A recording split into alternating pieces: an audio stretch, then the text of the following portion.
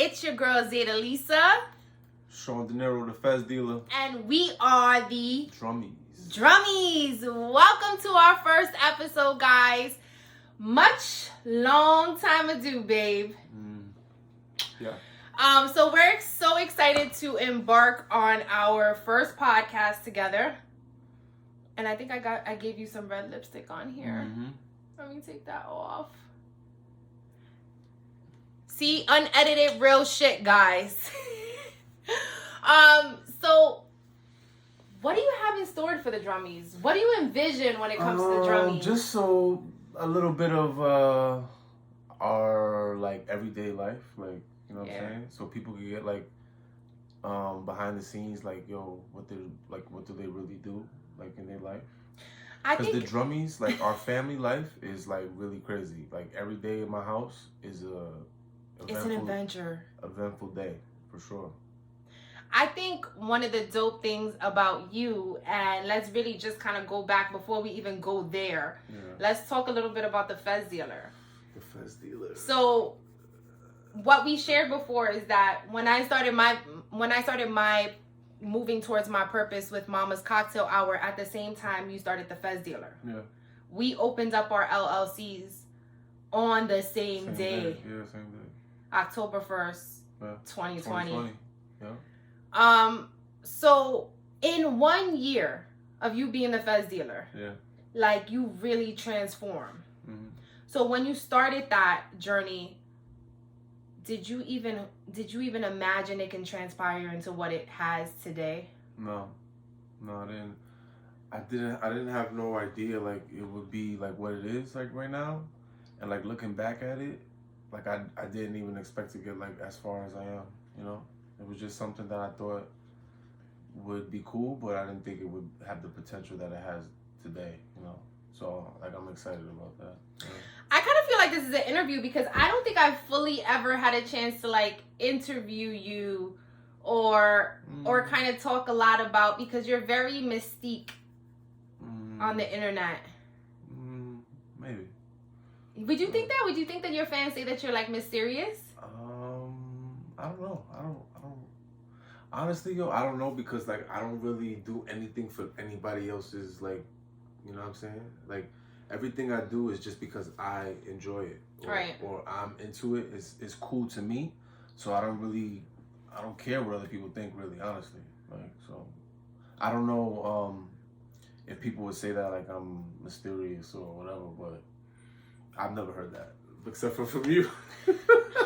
And why I think that you're mysterious is because I feel like you always come out with some new shit that no one knows that you're capable of doing. Like, when you came out and you started Harlem Shake, and people were like, what? Yeah, people do not know, like, you come from New York City. Yeah. You were born and raised in New York City, so you have, like, and hood background. I went to high school in Harlem.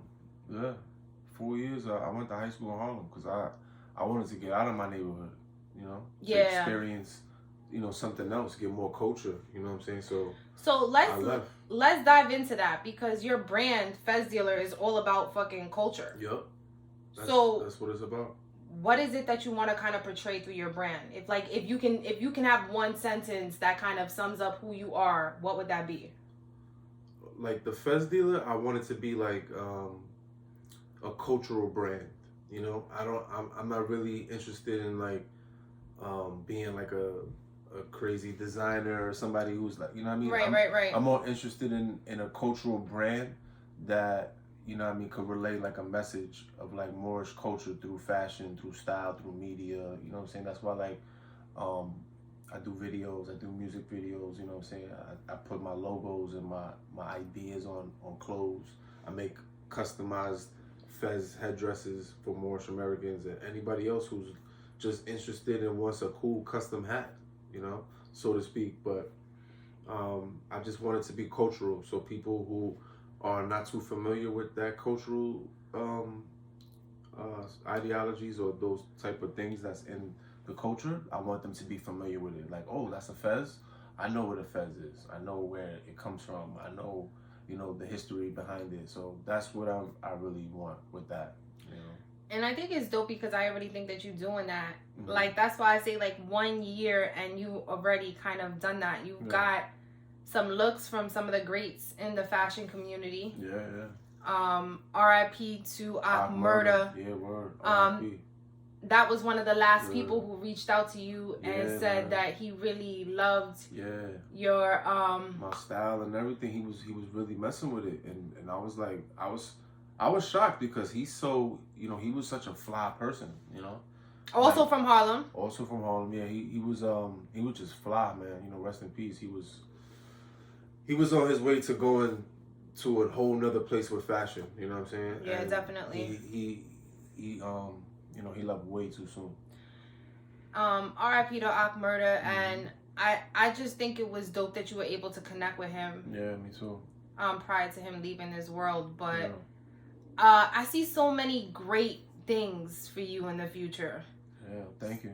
So, what do you think? What was one of the reasons that you wanted to start this podcast? Because let's be real, guys. So he really wanted to start this podcast. You know, I got That's Dope. I got so many other things. You have so many things. Why was this platform so important for you?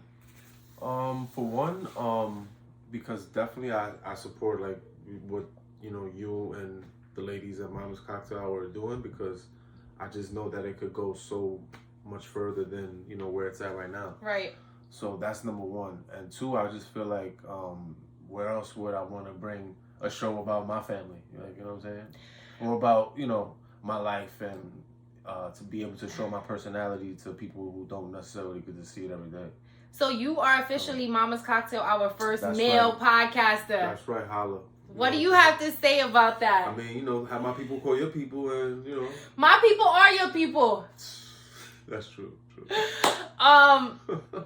So one thing I definitely want to show is, I want to show that it is so possible for you to live out your dreams. Yeah. Still be a poppin' mom, poppin' dad. Absolutely. Still handle your business at home. Yeah. And still kind of live out your purpose. And I think that's what Mama's Cocktail Hour was for me. It was like, yo, being able to say like, yo, I could wear all hats. Absolutely. And still kind of live out your dreams. Because you have always, let's be honest, you have always been someone that has lived out his dreams. Yeah.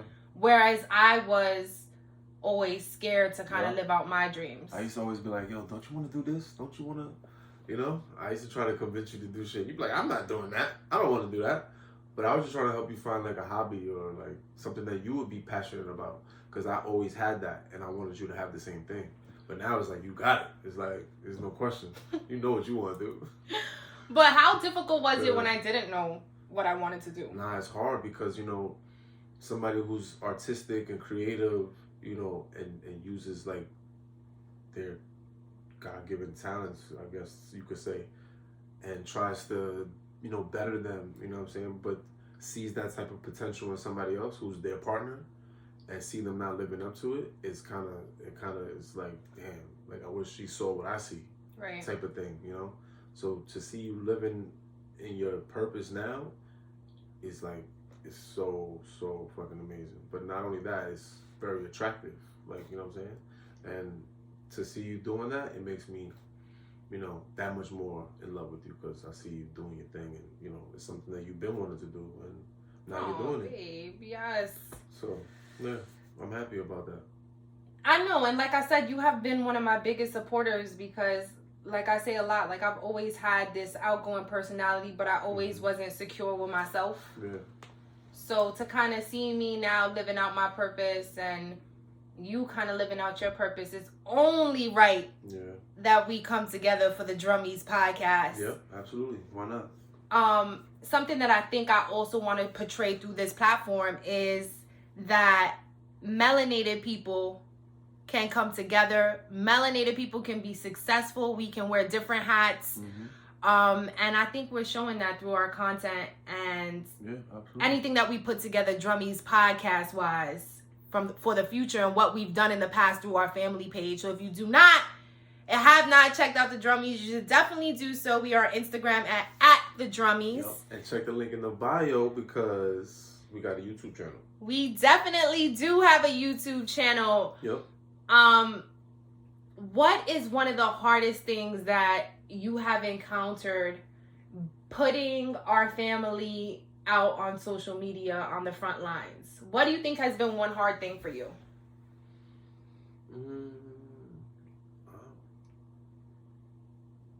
Honestly, it's not hard for me, honestly, when it comes to that, because I've been groomed to be okay with it because I've been doing music for so long. You know how long have you been doing music? For everyone who doesn't know about what you do, like how you do music, how long have you been doing music? Give them a little. I've been rapping for, I don't know, man, years, since I was like, 14, 15, like my son's age, 9th grade, 8th grade, 9th grade, Yeah. So I've been rapping for a long time, and I've been putting music together on, on beats and making beats and, producing for other people, videography. I've been into all of that stuff. putting videos out on YouTube. So for me, it's not really, I'm open with that type of stuff. I don't care. And so, guys, the reason how I did get into a lot of my editing here on Mama's Cocktail Hour was because Sean was doing a lot of the editing in the beginning stages for Mama's. I did all the editing, I did all the recording, all the audio, everything. But then, I'm like, you know what? In order for you to, to become better, at what you're doing in your craft, I gotta show you how to do it. So that way, you can empower yourself to then, show other people, like how you've been doing it. Because now you got a whole team of women who are in the audio visual world who never was in that world before. Oh, no, definitely not. You're absolutely correct. Exactly. So now they're able to do things without guidance from anybody because, you shown them, what you've learned. Right. You know what I'm saying? So that's the way, like they say, each one teach one or whatever. You know what I'm saying? That's my logo. That's my motto. Yeah. So that's how you make your you elevate. You make your shit powerful because everybody knows, not just one person. Yeah, I agree. What is something that you feel like nobody knows about me that you would like to share right now? And I could tell something that I feel like nobody knows about you. About you, that they probably don't know. That she messy. She mad messy, yo. She don't. He ain't shit. Yo, you mad messy. People probably think, yo, she's so organized. Oh my God. Throwing mad shade. What? I'm the one who's organized. So, moving on to my shit. One thing y'all don't know about him that let me let you know is that he is OCD. Yeah. Everything in a place and everything in that place. If it's not there, he will somehow, some way get you to take it there. Yeah. So my messiness. My OCD. Your OCD. It's fair. It's fair enough? Fair. Now, one thing that one thing that he does not know about me is that I feel like I'm pretty organized when it comes to my business. Nah, you are. I'll give you that. Yeah, you definitely are. When it comes to your business, you on it. Now, when it comes to laundry, that's a whole different walk in the park. Nah, you ain't. Can't get you to do no damn laundry. So, I'm the laundry guy. You are the laundry guy. Yeah. What is one thing that you love doing that you feel like should be a gender female role that you take pleasure in doing? What? Say that again? He's not about this podcast world, guys. He's not about it. So, gender female role that you do, that you take pleasure in as a male. Yeah, actually. Oh, you want to know one? Yeah. Oh, like laundry. I like doing laundry. Like, I don't think that's like, oh, a woman got to do it because she's a woman. I just feel like it just needs to get done and it needs to be right. Well, one thing that I like doing I feel like is a male-centered role is mowing the lawn. Yeah, you know. I actually take pride in mowing the lawn. I don't think that, like, I don't think stuff like that is male, women, gender specific. Like, mowing the lawn is really not a hard thing to do in the first place. So, to say that a woman couldn't mow the lawn would be pretty stupid. Well, there are people who try to stay kind of gender. Would you feel like for our marriage we kind of stay gender neutral? Hell no.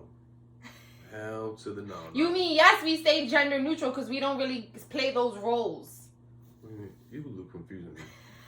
You got me all fucked up. This is how people be in them interviews and they be asking motherfuckers questions. Yo, what I'm saying like, is gender neutral, meaning we don't take sides. So Gotcha. if you're gender neutral when it comes to certain things, like it doesn't matter if a male or a woman can wash the dishes. Nah, it don't matter. Hell no. It doesn't matter. It doesn't. Because, you know. So. That's old school ideologies. And that's what I think Mama's Cocktail Hour is all about. It's about kind of changing that old school ideologies and showing how we can be millennial parents and still kind of maybe have our 9-to-5s because we still have our 9-to-5s, but still live out our purpose through whatever it is that we're doing. Right, because one thing about that, like what you were just saying, like living out your purpose, some people get it confused and think like living out your purpose or whatever, your dreams got to be like making millions of dollars or being famous or whatever. Nah, it's not about that. It's about you being content and happy about the thing that you're passionate about doing. Right. It doesn't have nothing to do, you can't put a price on that. You can't put fans on that, likes. You can't put nothing on that. Right. You know, because that's something that you satisfy with. I had to learn that with music and being an artist because, you know, I don't care about views, likes. Right. I don't care about certain people hearing my music, people buying it. I don't really care about that. My only concern is being happy and satisfied with it myself. Right. You know what I'm saying? And when you get to that level, whatever it is that you do, that's when you'll be the happiest. And then that's when you're really living on your purpose. Right. You know what I'm saying? I mean, would you say, because I feel like as a female, what we struggle with, like as, I know you have your insecurities when it comes to stuff, but for females, we feel like we always got to be made up. We always got to have shit together because it's so competitive in the beauty world out there. Yeah, guys got that same issue though. You know, guys, you know, yo, I gotta get a shape up. I gotta get a haircut. I gotta look good, right? I gotta put the do-rag on. I gotta go to you know what I mean? Right. I gotta put this cologne on. Like, it's the same thing. So, yeah. We got that same insecurity when it comes to... But what you said is, like, going back to what you were saying regarding your music, is that once you're content with who you are, it doesn't matter who likes it, who appreciates it. Right. As long as you're happy and content with whatever it is that you're putting out, that's all that matters. Absolutely. That's it. You don't got to worry about other people's opinions, and because everybody, you're not going to be able to please anybody no matter what you do. You can't please everybody. So the number one person you got to be content with pleasing is yourself. Yep. Absolutely. Yeah. I agree. Well, guys, I think for our first episode, we panned through a lot. I think we have so much to share with you guys, but we really wanted this first episode to focus on who we are, what our mission is, and why the Drummies podcast, why the First Couples podcast on Mama's Cocktail Hour. But we know it's because we want to share our relationship, what we talk about, our journey from, you know, being regular 9-to-5s to entrepreneurs, you know what I mean? All that. Yeah. Because I know there's plenty of people that follow our other platforms and everything that are, you know, looking to be entrepreneurs or looking to start a business or whatever. So that's another thing, you know, we want to share our experiences and the things that we know with other people so that it can help them grow and be better. And our platform is all about elevating, all about love, all about empowerment. Us being two dope ass parents and killing this mom and dad game and still living out our purpose. So I think we had a dope first episode, guys. So tune in to more of the Drummies podcast that's going to be exclusively featured on Mama's Cocktail Hour. You can also see it on our Drummies Instagram page. You can follow your girl Zeta Lisa at Zeta Lisa. You can follow me at The Fez Dealer. That's FEZDEALER.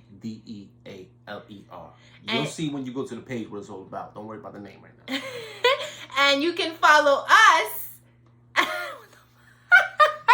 You can follow us at The Drummies on Instagram. And you can follow us at Mama's Cocktail Hour for more of our crazy podcast. The Drummies podcast. That was Backstreet Boys. I don't know what that was, but it ain't no lie, baby, we love you guys. Thank you for watching. Tune in next time to the Drummies podcast.